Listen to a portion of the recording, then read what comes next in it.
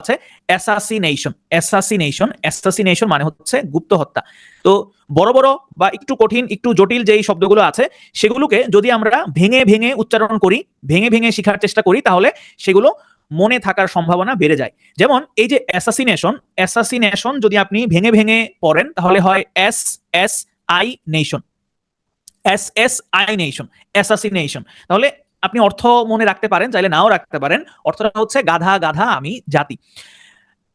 Spelling মনে হয় সবাই মোটামুটি এইভাবেই মনে রাখেন, সিলেবল ভেঙে ভেঙে মনে রাখার অনেকেই হয়তো ট্রাই করেন। আসলে এটাই হচ্ছে সবথেকে সুবিধাজনক পন্থা, কারণ এছাড়া আসলে অন্য কোনো ভালো পন্থা আমার কাছে কোনোটা মনে হয় নাই। তো আপনারাও এরকম সিলেবল ভেঙে ভেঙে উচ্চারণ করার চেষ্টা করবেন। ভেঙে ভেঙে উচ্চারণ করলে দেখা যাবে এই শব্দটার আসল যেই উচ্চারণটা, প্রোনাউন্সিয়েশনটা, সেটা হয়তো বা আসবে না, কিন্তু আপনার মনে থাকবে, অন্তত স্পেলিংটা মনে থাকবে। তাহলে এইটাই হচ্ছে আমাদের জন্য গুরুত্বপূর্ণ। তাহলে অ্যাসাসিনেশন, এস-এস-আই-নেশন, দুই জায়গাতে ডাবল এস রয়েছে। অ্যাসাসিনেশন মানে গুপ্ত হত্যা। লেফটেন্যান্ট, এটাকে আপনি যদি উচ্চারণ করেন লিউটিনেন্ট বা লিউটিনান্ট, সেক্ষেত্রেও কিন্তু আপনার মনে থাকার কথা। তাহলে এইটাকে যদি আমরা ভেঙে ভেঙে উচ্চারণ করি তাহলে আমরা পাবো LIE লাই, UTEN আন্ট, লাই ইউ10 আন্ট। তাহলে এটার বাংলা অর্থ করলে দাঁড়ায় মিথ্যা তুমি 10 পিঁপড়া। তাহলে লেফটেন্যান্ট এইটাকে আপনি ভেঙে ভেঙে উচ্চারণ করতে পারেন এইভাবে লিউ ইউ10 আন্ট, মিথ্যা তুমি 10 পিঁপড়া। কর্নেল, এটার উচ্চারণটা হচ্ছে কর্নেল, কিন্তু আপনি যদি স্পেলিংটা দেখেন তাহলে আমাদের সচরাচর উচ্চারণ করার কথা হচ্ছে কলোনেল। কোনো একটা অ্যাডমিশন টেস্টে, আমার ঠিক মনে নাই, আমি যখন ভর্তি পরীক্ষা দিচ্ছিলাম তখন কোনো একটা অ্যাডমিশন টেস্টে এই স্পেলিংটা আসছিল। তো আমি স্পেলিং তখন আসলে পড়ে যাই নাই, কিন্তু আমি যেহেতু আগে থেকেই প্রচুর পরিমাণে মুভি দেখি, তো তখন স্টার মুভিজ এবং HBO-তে মুভি দেখতাম। তো ওইখানে যেহেতু সাবটাইটেল সহ দেখা যেত, ওইখানে একটা মুভিতে আমার মনে আছে যে এটা কলোনেল বানানটা হচ্ছে এইভাবে, হ্যাঁ, কর্নেল। তো সেখান থেকে আমি এইটা পেরেছিলাম। তো এটা বলার কারণ হচ্ছে আপনারা যদি ইংরেজি বেশি বেশি করে পড়েন বা কারো যদি পত্রিকা পড়ার অভ্যাস থাকে তাহলে কিন্তু আপনি স্পেলিং এ ভালো করতে পারবেন। যদি একটু খেয়াল করে পড়েন তাহলে স্পেলিং এ ভালো করতে পারবেন। তাহলে কলোনেল, এইটার উচ্চারণটা হচ্ছে কর্নেল, কিন্তু আপনি যদি স্পেলিং খেয়াল করেন তাহলে উচ্চারণটা হয় কলোনেল, COLO, কলোনেল, বা উচ্চারণ কর্নেল কিন্তু বানান হিসেবে আসে কলোনেল। ময়মনসিং, এখানে ময়মনসিংহের কেউ আছেন? ময়মনসিংহের কেউ আছেন কিনা? অনেকেই আছেন ময়মনসিংহের। আমার ক্যাম্পাসে কয়েকটা ফ্রেন্ড ছিল ময়মনসিংহের, তো ওদের সাথে আমি মাঝে মধ্যে ময়মনসিংহে কথা বলা ট্রাই করতাম। খাইসুইন, গেসুইন। আর ওই যে এই ময়মনসিংহের এইটা বেশি জনপ্রিয় হয়েছে মোশাররফ করিমের নাটকের মাধ্যমে, হ্যাঁ, ওই সিকান্দার বক্সের মাধ্যমে বেশি জনপ্রিয় হয়েছে। তো আমার কাছে এমনিতে আসলে বাংলাদেশের যে কোনো জায়গার লোকাল যে ভাষা, আঞ্চলিক যে ভাষা, এটা আসলে আমার কাছে খুব ভালো লাগে। আচ্ছা, তাহলে ময়মনসিং, দেখেন এখানে ময়মনসিং বানানটা ইন্টারেস্টিং। আপনি যদি এটাকে ভেঙে ফেলেন তাহলে আপনি পাবেন মাই ম্যান সিং এইচ, একটা কিন্তু এইচ আছে, শেষে একটা এইচ আছে, এইটা একটু ভালো করে খেয়াল রাখতে হবে। মাই ম্যান সিং এইচ, মাই ম্যান সিং, আমার মানুষ গান গায়। কোন গান গায়? এইচ গান গায়। আপনি যদি এইচ কে গান হিসেবে ধরেন তাহলে এইচ গান গায়। তাহলে এখানে যেটা খেয়াল রাখতে হবে যে শেষে কিন্তু একটা এইচ আছে, মাই ম্যান সিং, তাহলে ময় মন সিং। এরপরে আমরা যে শব্দটা দেখব মিলেনিয়াম শব্দটার অর্থ হচ্ছে সহস্রাব্দ। মিলেনিয়াম শব্দটার অর্থ হচ্ছে সহস্রাব্দ। এইটাকে যদি আমরা ভেঙে ফেলি তাহলে আমরা সিলেবল হিসেবে পাবো মিল লেন নি আম। তাহলে মিলেনিয়াম শব্দের অর্থ হচ্ছে সহস্রাব্দ, এবং এইখানে খেয়াল রাখতে হবে যে দুইটা কিন্তু এল আছে। এইটাই হচ্ছে এখানে ভুল হয় সাধারণত, দুইটা এল আছে এবং দুইটা এন আছে। মিলেনিয়াম, আপনি যদি এইভাবে উচ্চারণ করেন মিলেনিয়াম, সেক্ষেত্রে কিন্তু আপনি মনে রাখতে পারেন, তাহলে দুইটা এল যে আছে সেটার উচ্চারণটা চলে আসে, বা দুইটা এন যে আছে সেটার উচ্চারণটাও চলে আসে। ভিলেন বানানে দুইটা এল আছে, তাহলে আপনি এইভাবে মনে রাখতে পারেন যে ভিল্লেইন উচ্চারণ করলে এখানে মনে হয় যে দুইটা এল আছে। তাহলে এইটাকে আপনি এভাবে মনে রাখতে পারেন যে ভিলা ইন অথবা ভিল লা ইন, তাহলে হয় হচ্ছে ভিলেইন। আপনারা কি একটা জিনিস খেয়াল করেছেন, আমরা যখন ছোট ছিলাম তখন ছবি দেখার সময় আমরা সবসময় আমাদের সবসময় নায়ককে ভালো লাগতো, আমরা সবসময় নায়ককে সাপোর্ট করতাম। কিন্তু মানুষ যখন আস্তে আস্তে বড় হয় তখন ভিলেনের প্রতি আগ্রহ বাড়ে। এটা কি আপনারা খেয়াল করেছেন? এবং ইদানিং কিন্তু আপনার মুভিগুলোতে ভিলেন বেস করে কিন্তু আপনার এখন মুভি করা হয়। যেমন ধরেন থ্যানোস একজন ভিলেন, কিন্তু তারপরেও হচ্ছে দেখা যায় যে তার ফ্যান ফলোয়ার অনেক সুপার হিরো থেকে বেশি। এইটা মেবি খুব ভালো পরিমাণে শুরু হয়েছে ডার্ক নাইট ট্রিলজির মাধ্যমে। ডার্ক নাইট ট্রিলজির যে জোকার হেথ লেজার, তার মাধ্যমে মেবি এই জিনিসটা বেশি শুরু হয়েছে। তারপরে আস্তে আস্তে মানুষ হচ্ছে দেখা যায় নায়ক থেকেও ভিলেনকে বেশি প্রাধান্য দেওয়া শুরু করেছে। কয়েকদিন না, 1 মাস মনে হয়েছে, বলিউডে একটা মুভি বের হয়েছে, আপনারা দেখেছেন কিনা, কিল নামে একটা মুভি বের হয়েছে, আপনারা দেখেছেন? কিল কেউ দেখেছেন কিনা? কিল মহারাজের ভিলেন, আরে মেসেজ চলে যায়। হ্যাঁ, এই কিল সিনেমাটাতে আমার কাছে নায়কের থেকেও যে ভিলেন ছিল, আমি নামটা ভুলে গিয়েছি, আচ্ছা একজন নাম বলেছেন, রাঘব জুয়েল। হ্যাঁ, আমার কাছে নায়কের থেকেও এখানে ভিলেন যে ছিল তার অভিনয় হচ্ছে বেশি ভালো লেগেছে, এবং সে খুবই স্বতঃস্ফূর্ত ছিল। আমি যদিও এর আগে তার কোনো মুভি টুভি দেখি নাই, কিন্তু তার অভিনয় খুবই ভালো লেগেছে। আচ্ছা, যাই হোক, এরপরে আসেন লিয়াইসন মানে যোগাযোগ। তাহলে লিয়াইসন এইটা আপনি এইভাবে মনে রাখতে পারেন, লিআইসন। তাহলে লিয়াইসন মানে হচ্ছে যোগাযোগ। হ্যালুসিনেশন মানে দৃষ্টিভ্রম। হ্যালুসিনেশন অর্থ দৃষ্টিভ্রম। কেউ যদি অনেক সময় ধরে বা দীর্ঘ সময় ধরে না ঘুমায়, এবং কারো যদি স্কিজোফ্রেনিক হয় বা সিজোফ্রেনিয়া যদি থাকে, সেক্ষেত্রে তাদের দৃষ্টিভ্রম হয় বা হ্যালুসিনেশন হয়। সিজোফ্রেনিয়া হলে শুধু যে দৃষ্টিভ্রম হয় তা না, তাদের যে গলার স্বরও কিন্তু চেঞ্জ হয়ে যায়। তো হ্যালুসিনেশন, এটার বানানটা আমরা কিভাবে মনে রাখতে পারি? হল লুসিনেশন। আমি এটাকে মনে রাখতাম এইভাবে, হাল্লুসিনেশন। এখানে এইভাবে উচ্চারণ করলে তাহলে বোঝা যায় এখানে 2টা এল রয়েছে।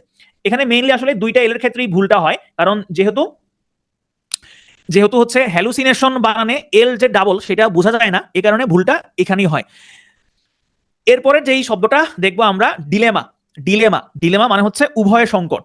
ডিলেমাতে কিন্তু 2টা এম আছে, ডিলেমা। আমি উচ্চারণ করি এইভাবে, ডাইলেমা। মানে আমি পড়ার সময় এইভাবে পড়েছিলাম যাতে ভুল না হয়। আপনারা আপনাদের নিজস্ব টেকনিক ফলো করেও উচ্চারণ করতে পারেন। আমি উচ্চারণ করতাম ডাইলেমা। তাহলে DILEMMA, এখানে মেইনলি ভুলটা হয় ডাবল এম এর জায়গায়। তাহলে ডিলেমা অথবা ডাইলেমা অর্থ উভয় সংকট। রেস্টুরেন্ট আমি ছোটবেলায় অনেক পরে খেয়াল করেছি যে রেস্টুরেন্ট বানানটা আসলে একটু ভিন্ন রকম। এটা আমি অনেক পরে খেয়াল করেছি। তাহলে দেখেন এখানে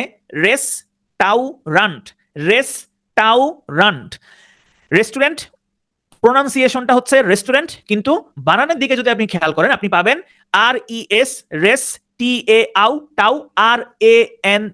রেস্টাউরেন্ট বা রেস্টাউরান্ট। স্পেলিংটা হচ্ছে রেস্টাউরান্ট, কিন্তু প্রোনাউন্সিয়েশনটা হচ্ছে রেস্টুরেন্ট।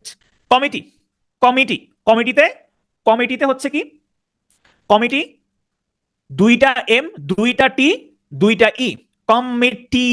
আমি উচ্চারণ করি এভাবে, যদি ডাবল ই হয় সেখানে আমি একটু ইটাকে একটু দীর্ঘ করি, তাহলে কমিটি।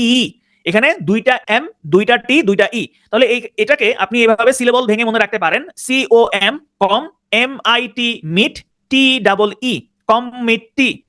এইটা সাধারণত দেখা যায় আমাদের সচরাচর প্রচুর ভুল হয় আচ্ছা, আমাদের যে বানানগুলো ভুল হয়, এইটার একটা প্রধান কারণ হচ্ছে আমরা যখন চ্যাট করি আমরা তখন সংক্ষেপে লিখি, অথবা আমরা যখন চ্যাট করি তখন আমাদের অটো সাজেশন চলে আসে, আমরা কিন্তু বানানের দিকে খেয়াল করি না।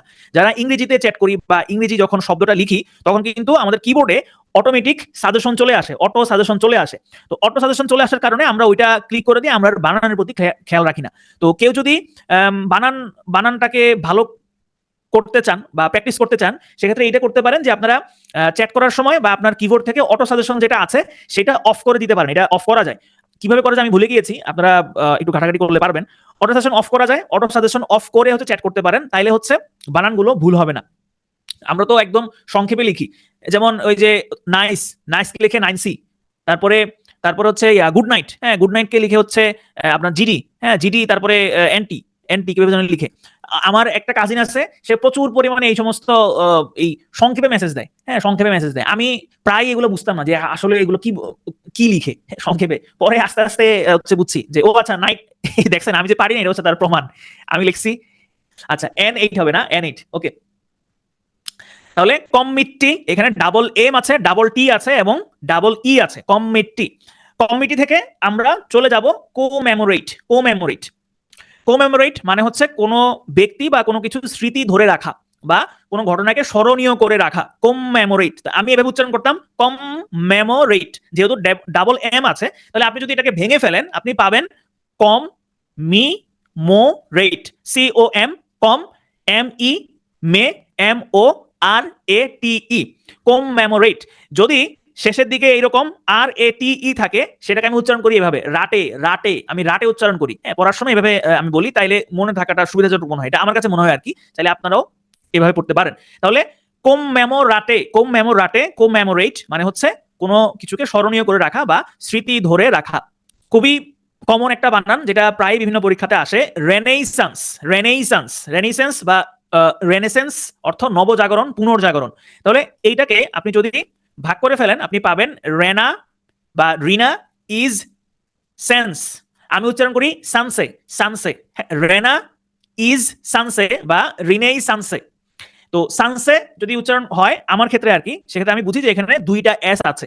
তাহলে এখানে এই ভুলটাই হয় মূলত, যে ডাবল এস এবং হচ্ছে এখানে যে RENAI আর শেষে হচ্ছে ANCE। রেনেসেন্স বা রিনা ইজ সেন্স অর্থ নবজাগরণ, নবজাগরণ।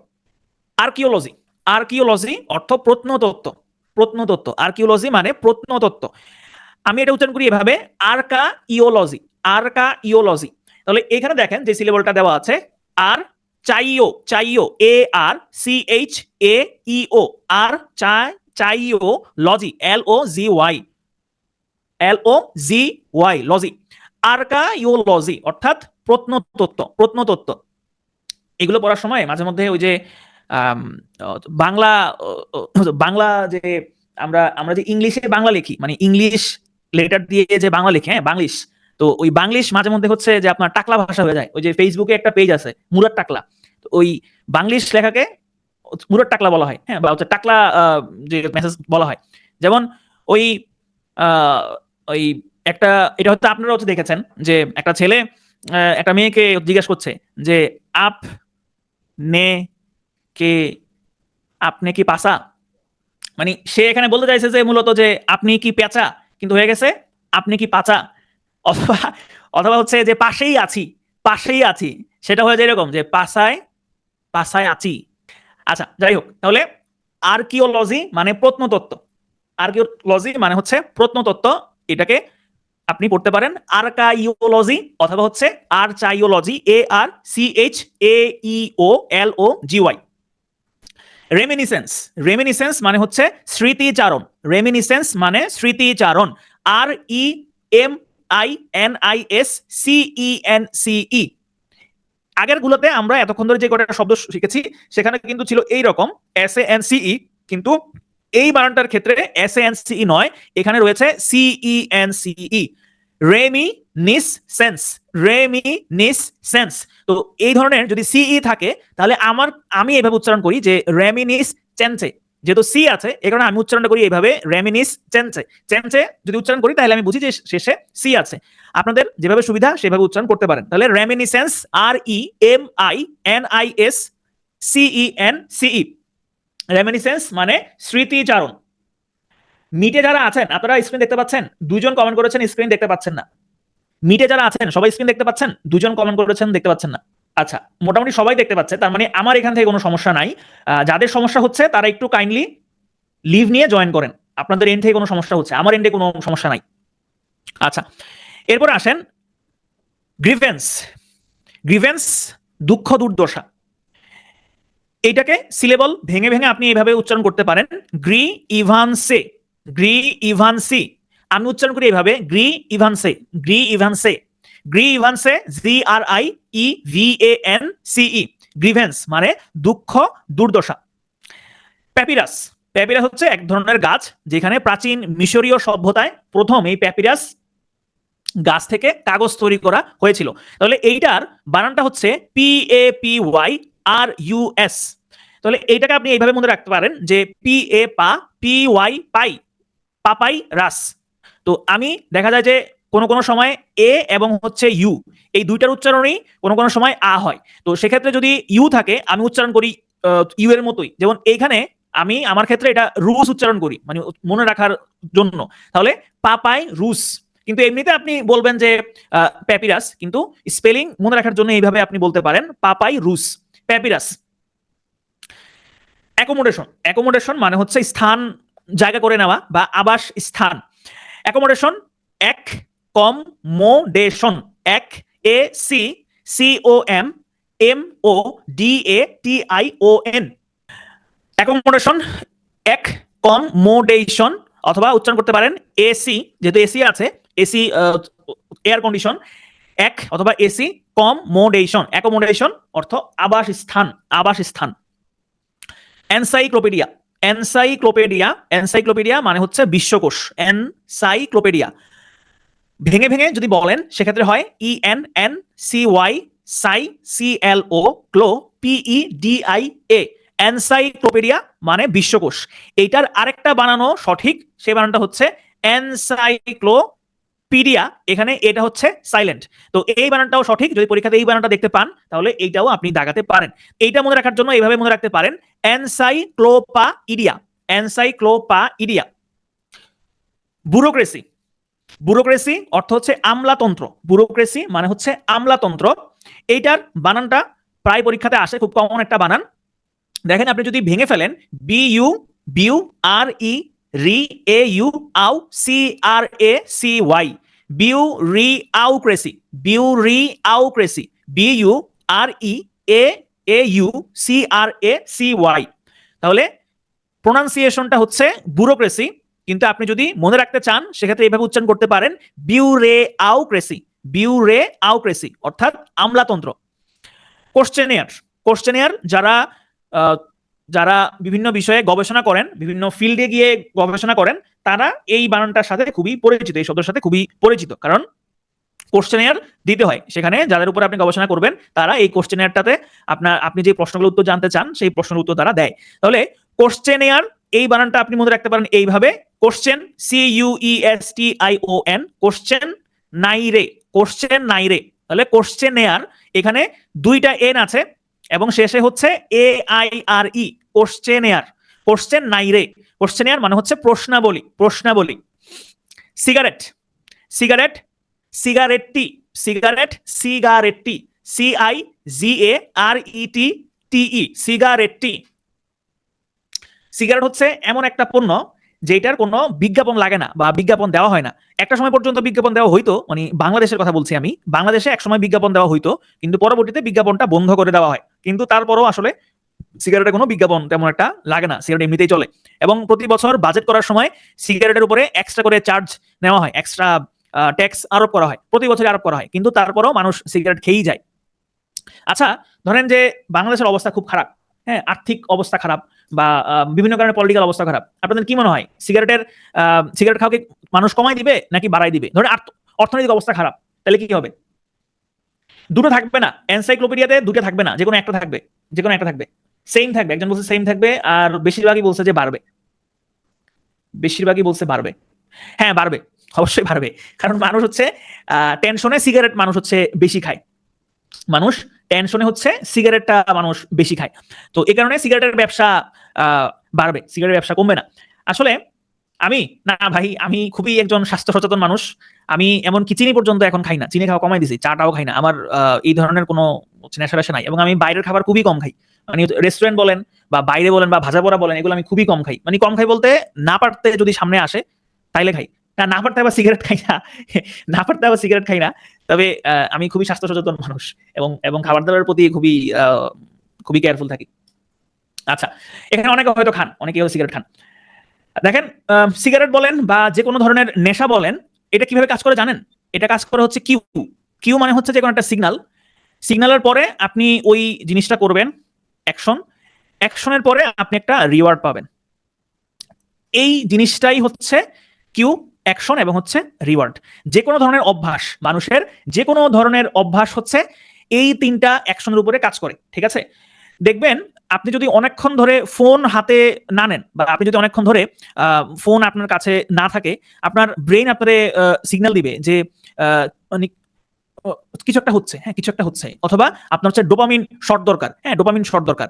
তো এখন টিং করে যদি আপনার নোটিফিকেশন সাউন্ডটা বাজে, যে আপনি ফেসবুকে একটা পোস্ট করেছেন, অথবা আপনার মেসেঞ্জারে কেউ আপনাকে একটা মেসেজ দিয়েছে, এই যে টিং করে একটা শব্দ হইলো, এটাই হচ্ছে কিউ। এই কিউটা যখন হবে তখন আপনি ফোনটা হাতে নেবেন, অর্থাৎ আপনি অ্যাকশনটা নিচ্ছেন, আপনি ফোন হাতে নেবেন, তারপরে আপনি স্ক্রল করা শুরু করবেন। স্ক্রল করা শুরু করলে আপনি রিওয়ার্ড হিসেবে কি পাবেন? রিওয়ার্ড হিসেবে আপনি হচ্ছে ডোপামিন পাবেন, আপনার মাথায় হচ্ছে ডোপামিন সিক্রেট হবে।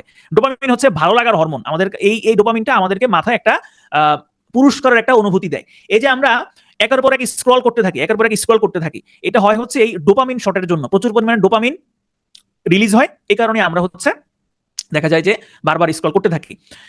আপনাদেরকে একটা মজার জিনিস বলি, এই যে হচ্ছে আপনার পেপসোডেন্ট, বা ধরেন এই যে কোনো ধরনের হচ্ছে আপনার কাপড় ধোয়ার সাবান বলেন, বা সোপ বলেন, বা পেপসোডেন্ট বলেন, পেস্ট বলেন, এগুলোতে যে ফেনাটা হয়, এই ফেনাটা কি কোনো কাজের জিনিস বলেন তো?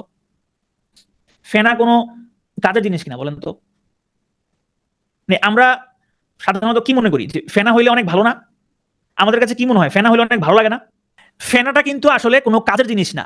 মানে ফেনার সাথে সোপ বা শ্যাম্পু বলেন, বিশেষ করে শ্যাম্পুতে আমরা প্রচুর পরিমাণে ফেনা যখন যদি হয় তাহলে আমাদের কাছে ভালো লাগে, কিন্তু আসলে ফেনার কিন্তু কোনো ধরনের ফাংশন নাই। মানে আপনি যে কারণে শ্যাম্পু করছেন, যে কারণে সোপ ইউজ করছেন, সেটার জন্য কিন্তু ফেনারের কোনো সম্পর্ক নাই। তাহলে ফেনাটা কেন দেওয়া হয়? এই প্রোডাক্টগুলোর মার্কেটিং যখন ডিজাইন করা হয়েছে, তখন গবেষণা করে দেখা গেছে যে ফেনা যদি হয় তাহলে মানুষ সেটাকে ভালোবাসে, ফেনাটাকে সে হচ্ছে রিওয়ার্ড হিসেবে মনে করে, তার ব্রেইন এটাকে রিওয়ার্ড হিসেবে দেখে যে এটা এক ধরনের রিওয়ার্ড। ফেনা হয়েছে তার মানে একটা কিছু আমি পাইছি, একটা রিওয়ার্ড আমি পাইছি। তো এই কারণেই এই ফেনাটা জরুরি। এই কারণে দেখা যায় যে পেস্ট বলেন বা যে কোনো কিছু বলেন, আমরা ফেনা হইলে সেটাকে আমরা খুব ভালো মনে করি। আচ্ছা, যাই হোক, একটা খুব সুন্দর বই আছে, বইটার নাম হচ্ছে কি যেন, বইটার নাম হ্যাবিট নিয়ে একটা বই আছে, আমি এক্সাক্ট নামটা ভুলে গিয়েছি, অনেকদিন আগে বইটা বলেছিলাম। আপনারা কি বইটা পড়েছেন? এটা বই আছে, হাউ হ্যাবিট ওয়ার্কস না কি যেন একটা বই আছে। না না না, অ্যাটমিক হ্যাবিটস না, পাওয়ার অফ হ্যাবিট, হ্যাঁ power of habit, sorry, power of habit. আমি অ্যাটমিক হ্যাবিট পড়ি নাই অবশ্য, আমি পাওয়ার অফ হ্যাবিট পড়ছি। তো ওই বইটাতে এই সমস্ত জিনিস নিয়ে কথাবার্তা আছে যে মানুষের অভ্যাস আসলে কিভাবে কাজ করে। আচ্ছা, আমরা ছিলাম সিগারেট থেকে আমরা অন্য জায়গায় চলে গিয়েছি। আচ্ছা, তো দেখেন সিগারেট টি, ওকে। এরপর আসেন বেলিজারেন্ট মানে হচ্ছে যুদ্ধরত, অর্থাৎ যে বা যারা যুদ্ধ অবস্থায় আছে, যুদ্ধ করা অবস্থায় আছে, তাদেরকে বলা হয় বেলিজারেন্ট। তাহলে বানানটা খেয়াল করেন, belligerent B E L L I G E R E N T, belligerent. আমি উচ্চারণ করি এইভাবে, বেলিজারেন্ট। তাহলে বেলিজারেন্ট মানে হচ্ছে যুদ্ধরত। Giraffe G I R A double F E, তাহলে উচ্চারণটা হয় জিরাফে, জিআইআরএ ডাবল এফ ই, জিরাফে প্রোনাউন্সিয়েশনটা হচ্ছে জিরাফ। কন্নৈশার বা কন্নৈশিউর, এটা অর্থ হচ্ছে যিনি শিল্প সাহিত্যকে ভালোবাসেন, বা ধরেন যিনি শিল্প সাহিত্যের কদর করেন, এই ধরনের ব্যক্তিকে কন্নৈশার বলা হয়। তাহলে এই বানানটা একটু খেয়াল করেন,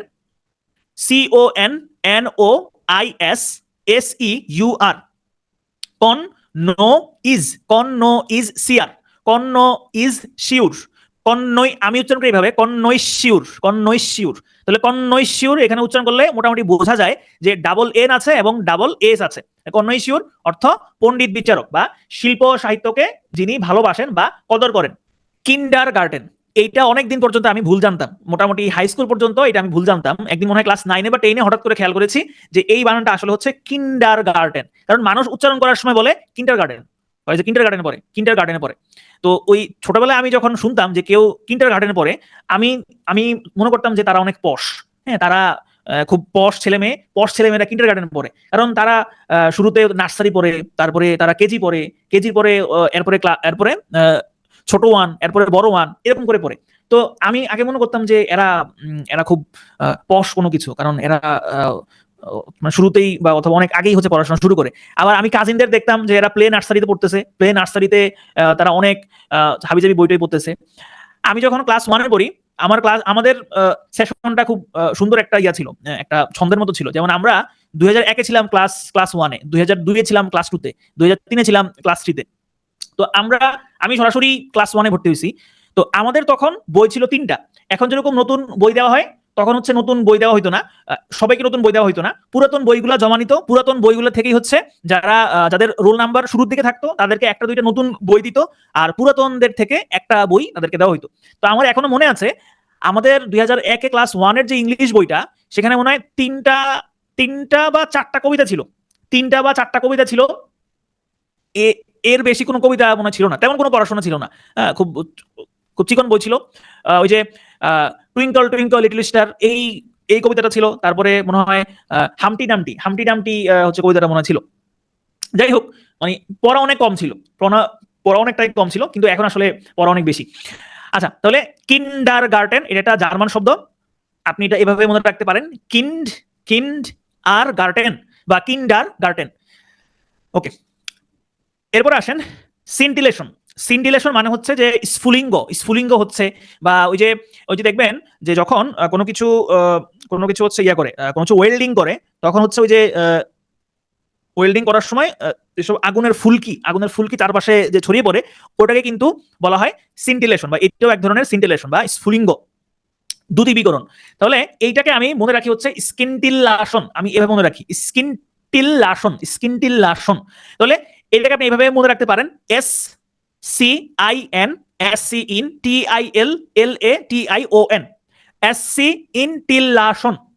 SCINTILLATION, স্কিনটিল্লাশন, আমি এভাবে মনে রাখি। তাহলে সিন্টিলেশন, এই সিন্টিলেশন থেকেই মূলত আসছে সিন্টিলেটিং।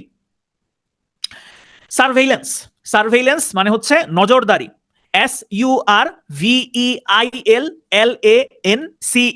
SURVEILLANCE, সার্ভেইল্যান্স, আমি এভাবে মনে রাখি সার্ভেইল্যান্স। তাহলে এখানে খেয়াল রাখতে হবে, দুইটা এল আছে, ডাবল এল, এবং শেষে হচ্ছে ANCE, সার্ভেইল্যান্স অর্থাৎ নজরদারি। বর্জিওসিস, বা এটার অর্থ হচ্ছে বুর্জোয়া বা মধ্যবিত্ত শ্রেণী। এখানে যদিও সম্পদশালী বলছে, এটা সম্পদশালী হবে না। দেখেন এই বানানটা একটু কঠিন আছে, খেয়াল রাখতে হবে। BOURGEOISIE, বোর্জিওসিস বা বোর্জিওসি, বউ আর জি ওই সিই। এইটাকে মাঝে মধ্যে আপনি এই শেষের যে এই আইই ছাড়াও দেখতে পারেন কোন কোন জায়গায়। এটা একটা পরীক্ষাতে আসছিল, আইই ছাড়া। যদি আইই ছাড়া দেখেন, তাহলে আইই ছাড়া এটাও কিন্তু সঠিক। অর্থাৎ এরকমও থাকতে পারে যে বোর্জিওস, অথবা এইরকমও থাকতে পারে। যে কোনো একটা থাকবে, অপশনে যে কোনো একটা থাকবে, যেটা থাকবে সেটা দেখাবেন। নমপেন হচ্ছে কম্বোডিয়ার রাজধানী। নমপেন, এইটার বানানটা একটু অন্যরকম। শুরুর যে পিএইচ আছে, এই পিএইচটা হচ্ছে সাইলেন্ট, তাহলে পিএইচ নমপেন হচ্ছে ক্যাম্বোডিয়ার রাজধানী। সিয়েরা লিওন হচ্ছে আফ্রিকার একটা দেশ। আপনারা একটা মুভি হয়তো অনেকে দেখে থাকবেন, নাম হচ্ছে ব্লাড ডায়মন্ড। এই ব্লাড ডায়মন্ডে হচ্ছে আপনার এই সিয়েরা লিওনের কাহিনী দেখানো হয়েছিল। ওইখানে হচ্ছে হীরার খনি বা আফ্রিকার যে হীরার চোরাচালান বা হীরার খনি, ওটা নিয়ে এই ছবিটা ছিল। এই বানানটা একটু খেয়াল করবেন, SIERRALEONE। আমি উচ্চারণ করি এইভাবে, সিয়েরা লিওনি হচ্ছে সিয়েরা লিওন। কমিটমেন্ট মানে অঙ্গীকার, এখানে ডাবল এম আছে,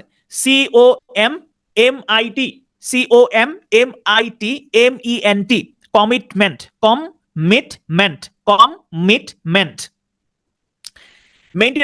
মেইনটেনেন্স অর্থ হচ্ছে রক্ষণাবেক্ষণ। তাহলে সিলেবল ভেঙে যদি আপনি উচ্চারণ করেন, মেইনটেন্যান্স, MEINTENANCE, মেইনটেন্যান্স বা মেইনটেন্যান্স অর্থ রক্ষণাবেক্ষণ।